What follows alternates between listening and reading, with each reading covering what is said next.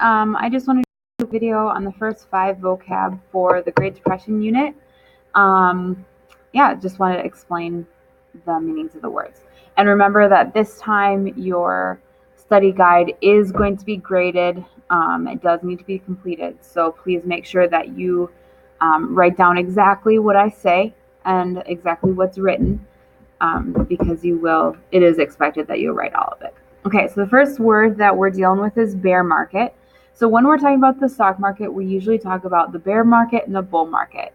You can think about it, and I know this isn't entirely accurate, but when you need to remember the differences, you can remember that when the stock market is going to fall for a long time, that's a bear market. Like bears are big and slowly going, it's going to go down, right? And a bull market, you can think bulls charge forward. So that's when stock prices will rise for a long time.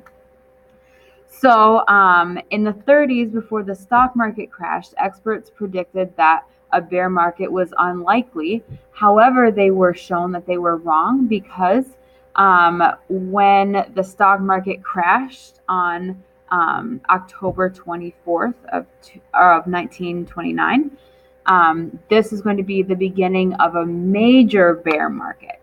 So a bull market is when, like I said, stock market, the prices rise for a long time. So during the 30s, it was a bull market before the crash. And this was encouraging people to invest a lot of money, even using borrowed money, to invest in the stock market.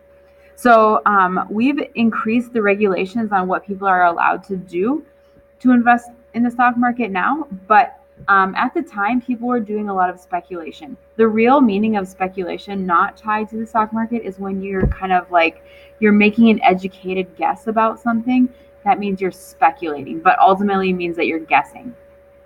So when we're talking about speculation in the stock market, it's where people kind of are guessing that the stock market is going to rise quickly.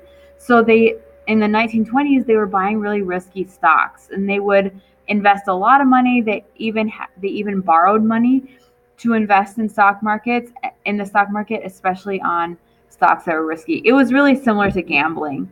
And so that's going to bite us in the butt when the stock market crashes in October of 1929.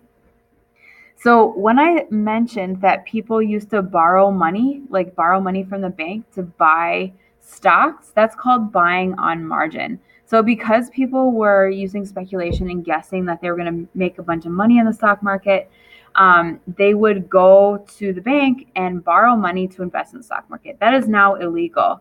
But at the time, there was no rules about borrowing money from the bank to invest in the stock market. But people during the Great Depression, or like right before the Great Depression, had borrowed a bunch of money from the bank to invest in the stock market. And when the stock market crashed, they lost all their money and they couldn't repay the bank. And this caused the banks to crash, which caused the Great Depression. And the day that the stock market crashed is called Black Tuesday. It was at an all-time high in September of 1929. So this is encouraging people to buy even more on margin and to speculate on risky stocks. And on Tuesday, October 24th, investors panicked and tried to sell all their stocks because they saw the stock prices started going down. And the more that stock prices were going down, the more that caused people to panic and sell the stocks, and the more they sell their stocks, the more that it caused stock prices to collapse. So this causes the collapse of many businesses, because remember, when people invest in the stock market, it's like you're investing in a business. And so when businesses collapse, this is going to cause a lot of people to lose their job.